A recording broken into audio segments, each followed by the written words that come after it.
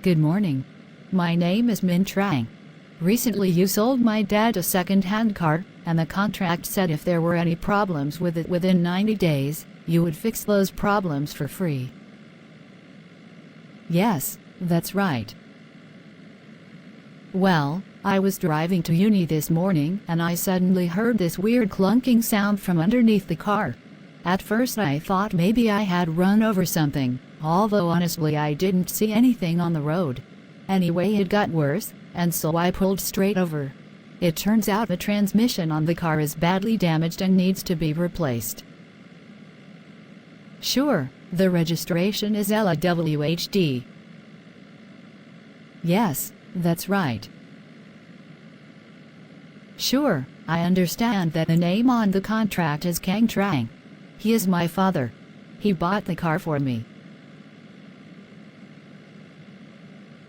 Well, I can't see that it matters what he told you, or who is driving the car for that matter. You sold a car, the car has a stuffed transmission, it's under warranty, and you need to fix it. Don't push me. I'm a first-year law student, you know. What do you mean? My dad needs to be the one claiming on the warranty? It's my car. Well, he can't. He will be in Melbourne for the next 3 weeks for work. Seriously? You want me to wait and not have a car for 3 weeks until he gets back? That can't seriously be your solution. Well, what if I bring it in and get him to call you?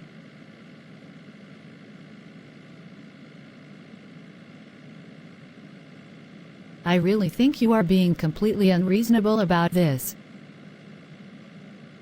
Yeah, well, this broken transmission really grinds my gears.